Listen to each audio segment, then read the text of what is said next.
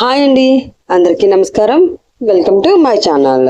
స్టోరీలోకి వెళ్ళబోయే ముందుగా ఇంకా ఎవరైనా నా ఛానల్ని సబ్స్క్రైబ్ చేసుకోకుండా ఉంటే ప్లీజ్ ముందైతే సబ్స్క్రైబ్ చేసుకోండి. అలాగే కాంట్రాక్ట్ మ్యారేజ్ పార్ట్ 21 వినబోయే ముందుగా ప్రీవియస్ పార్ట్స్ ఎవరైనా వినకుండా ఉంటే ప్లీజ్ ముందు అవి అయితే వినండి. ఇంకా స్టోరీలోకి వెళ్ళిపోదామా మరి? Contract marriage part 21. సచ్చిన తలుచుకుంటూ వాష్రూంలో షవర్ కింద నిలబడి కడుపులో ఉన్న బిడ్డతో మాట్లాడుతూ ఉంది నీరజ. తర్వాత ఏం జరిగిందో చూద్దాం. నాన్నని ప్రేమించి ఎంతో ఆనందంగా పెళ్లి చేసుకోబోతున్నాను అనే ఊహల్లో ఉన్న గీత ఏమైపోతుందిరా? గీత బాధపడితే నానమ్మ, గీత వాళ్ళ నాన్నను క్షమించరు. చిన్నప్పటి నుంచి వాళ్ళు నాన్నని ఎంతో ప్రేమగా పెంచుకున్నారు కదా. ఈరోజు మన కోసం వాళ్ళని బాధ పెట్టి నాన్న మనతో ఉంటే మనం మాత్రం ఎలా సంతోషంగా ఉండగలం చెప్పు. అందుకే నాన్నని వాళ్ళకి ఇచ్చేద్దాం.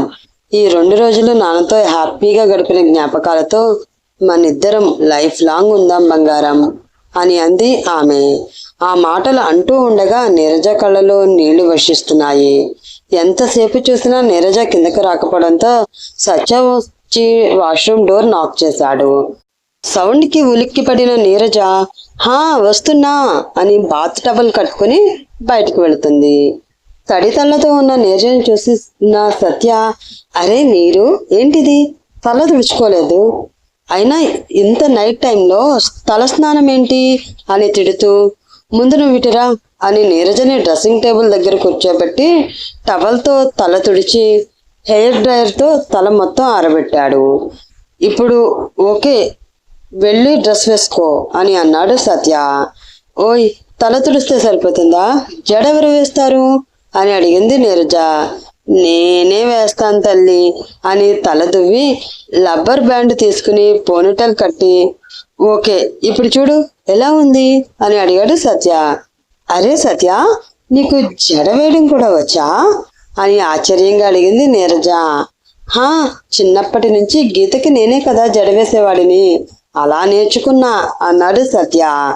ఆ మాటకి మౌనంగా తన డ్రెస్ తీసుకుని డ్రెస్ వేసుకోవడానికి వెళ్ళింది నీరజ. ఇదేంటి, వేరే అమ్మాయిల పేరు చెప్తే పెళ్ళాలకి జలసీ వస్తుంది అని అన్నాడు రాజేష్. మరి దీనికేంటి ఏ ఫీలింగు రాలేదు? సర్లే, ఇంకో 2 సార్లు ట్రై చేద్దాం, అప్పుడైనా జలసీతో ఓపెన్ అవుతుందేమో చూద్దాం అని అనుకున్నాడు సత్య. నీరజ డ్రెస్ వేసుకుని వస్తుంది. అది చూసిన సత్య, అరే బ్లూ కలర్, ఈ కలర్ గీతకి చాలా బాగుంటుంది. నేను ఒకసారి గీత నీకు ఈ కలర్ బాగుంది అన్నాను. అప్పటి నుంచి గీత ఈ కలరే ఎక్కువగా వేసుకుంటూ ఉండింది. ఏ ఫంక్షన్ జరిగినా గీత బ్లూ కలర్ వేసుకుంటుంది. పెళ్లి పట్టు చీర కూడా ఈ కలరే తీసుకుంది తెలుసా అన్నాడు సత్య. ఆ మాటతో కోపంగా అతన్ని చూస్తూ, నోరు తెరిస్తే గీత గీత గీత, పెళ్లికి ముందే దాని జపం స్టార్ట్ చేశాడు చిన్నోడు అని మనసులో తిట్టుకుని, ఆకలి వేస్తుంది వెళదామా అని అడిగింది నీరజ. పద అని అన్నాడు సత్య. నీరజ స్టెప్స్ దిగుతూ పడబోయింది. వెనకాలే వస్తున్న సత్య నీరజని పడకుండా పట్టుకుని, కొంచెం చూసుకుని దిగు గీత అని కావాలని అన్నాడు. ఆ మాటతో నీరజకి బీపీ పెరిగిపోయింది. సీరియస్ గా సత్యని చూసి కిందకి దిగింది. సత్య హాల్లో రాజేష్ కూర్చుని ఉండడం చూసి, ఏంటి భయ్యా ఇంకా ఇంటికి వెళ్ళలేదా అని వెళ్ళి రాజేష్ దగ్గర కూర్చున్నాడు. అంటే భయ్యా, జలసీ ప్లాన్ ఎలా వర్కౌట్ అయిందో మీరు చెప్తారని వెయిట్ చేస్తున్నా అన్నాడు రాజేష్. ప్లాన్ ఇంప్లిమెంట్ చేశాను కానీ రిజల్ట్ ఇంకా రాలేదు భయ్యా అని అన్నాడు సత్య. వస్తుంది భయ్యా, మా మేడం కొంచెం వైలెంట్ కదా, రిజల్ట్ కూడా వైలెంట్ గానే ఉంటుంది, అది భరించడానికి మీరు రెడీగా ఉండండి చాలు అని అన్నాడు రాజేష్. సరే చూద్దాం అని సత్య అంటూ ఉండగా జ్యూస్ గ్లాసులతో అక్కడికి వచ్చింది గౌరీ. ఈ టైంలో జ్యూస్ ఏంటి గౌరీ అని అడిగాడు సత్య. రాజేష్ సార్ ఇంకా భోజనం చేయలేదు సార్, ఇంటికి వెళ్ళాక తింటాను అన్నారు, అందుకే జ్యూస్ ఇమ్మని నీరజ అమ్మ చెప్పారు అంది గౌరీ. రాజేష్ కోకే, మరి నాకెందుకు అడిగాడు సత్య. అది బాబు అని తడబడుతూ నీరజ అమ్మకి ఏదో వర్క్ ఉందంట, అది చూసుకుని రావడానికి లేట్ అవుతుందంట, అప్పటి వరకు మిమ్మల్ని జ్యూస్ తాగి వెయిట్ చేయమన్నారు అంది గౌరీ. అవునా అని ఒకసారి నీరజ వైపు చూశాడు సత్య. నీరజ జ్యూస్ తాగుతూ సిస్టంలో వర్క్ చేసుకుంటూ ఉంది. అది చూసి సరే అని జ్యూస్ గ్లాస్ తీసుకోబోతుండగా గౌరీ ఒక గ్లాస్ తీసి సత్యకి ఇచ్చింది.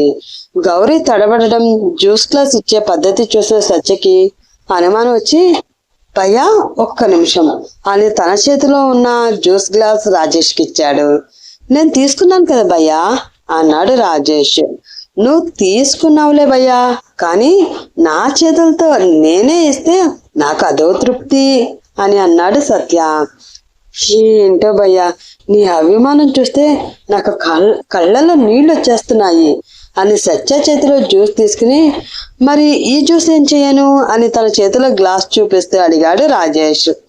నాకు ఇవ్వు భయ్యా, నేను తాగుతాను అని రాజేష్ చేతిలో గ్లాస్ తీసుకున్నాడు సత్య.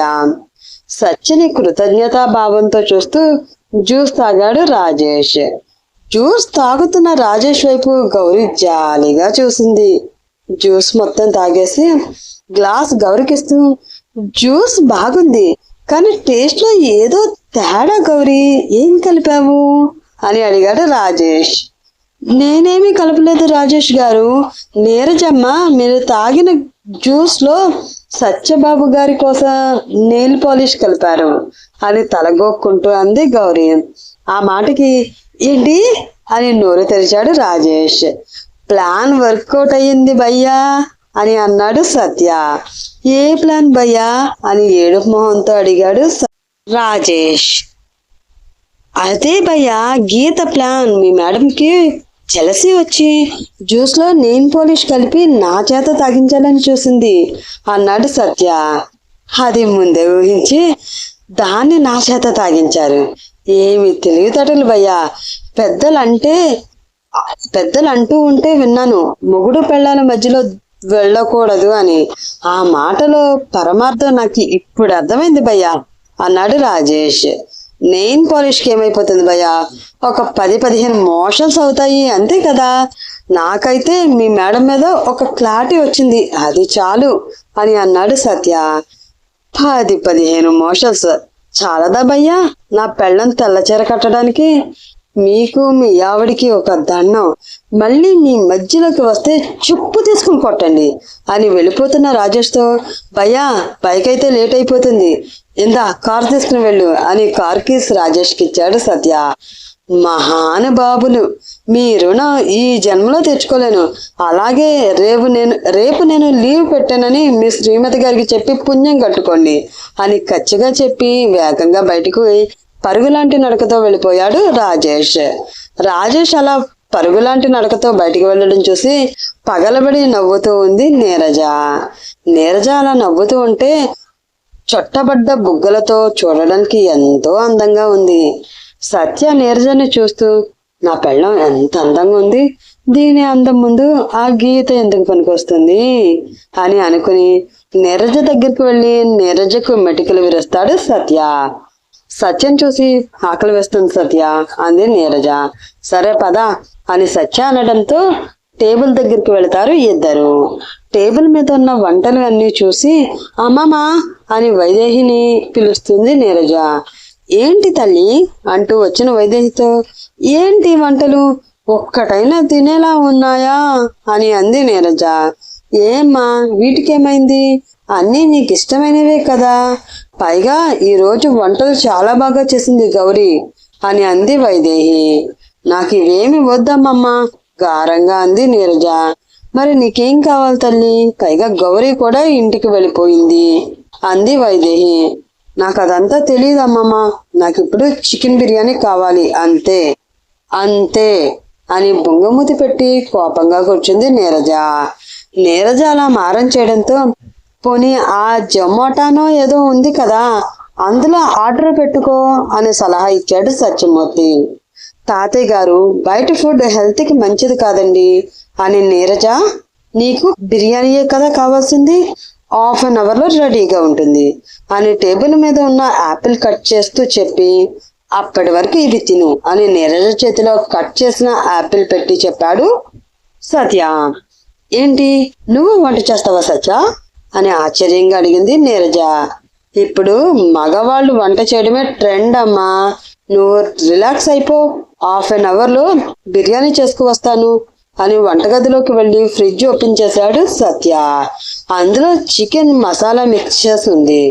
సూపర్ అంటూ ఆ చికెన్ తీసుకుని బిర్యానీకి కావాల్సిన ఇంగ్రీడియంట్స్ అన్ని తీసుకుని 1/2 లో బిర్యానీ రెడీ చేసి టేబుల్ మీద పెట్టి, చెఫ్ సత్య రిపోర్టింగ్ మేడం, మీరు అడిగిన బిర్యానీ వేడివేడిగా రెడీ అని అన్నాడు సత్య. దానికి నవ్వుతూ, ఓకే మిస్టర్ చెఫ్ సత్య, బిర్యానీ చేస్తే సరిపోతుందా, తినిపించండి మరి అని అంది నీరజ.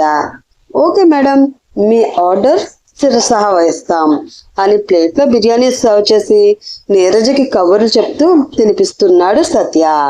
అది చూసి, పిల్లలు చూడముచ్చటగా ఉన్నారు కదండి అని అంది వైదేహి. దానికి సత్యమూర్తి ఏం సమాధానం చెప్పకపోవడంతో అతని వైపు చూసింది వైదేహి. పెదవులు చప్పరించుకుంటూ బిర్యానీ వైపు ఆశగా చూస్తూ అటు వెళ్ళబోతున్న సత్యమూర్తి చేయి పట్టుకుని, ఎక్కడికి అని అడిగింది వైదేహి. బిర్యానీ తిందామని అన్నాడు సత్యమూర్తి.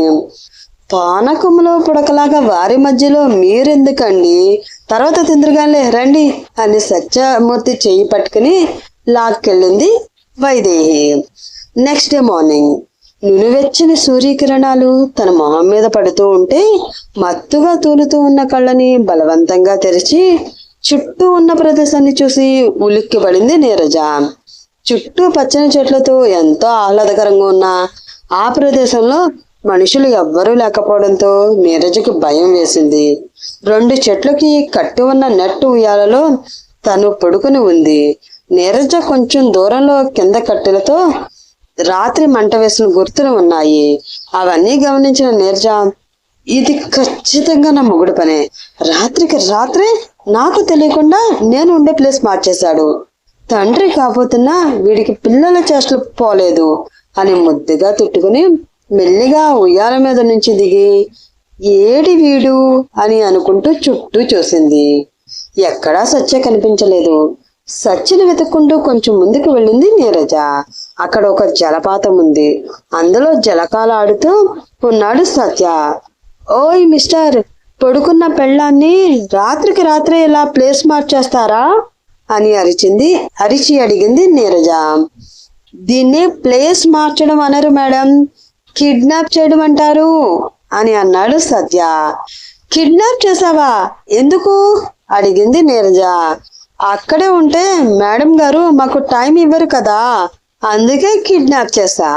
ఈ రోజంతా మనుషులు, ఫోన్లు, నెట్వర్క్, ట్రాఫిక్ లేని పచ్చని ప్రకృతి ఒడిలో హాయిగా ప్రశాంతంగా అన్ని ప్రాబ్లమ్స్ మర్చిపోయి బ్రతికేద్దాం అన్నాడు సత్య. గుడ్ ఐడియా, బాగుంది, పర్వాలేదయ్యా సత్య, నీకు కూడా బ్రెయిన్ ఉంది అని అంది నీరజ. నా బ్రెయిన్ గురించి తర్వాత మాట్లాడుకుందాం గాని ముందురా స్లిమ్ చేద్దాం అని అన్నాడు సత్య.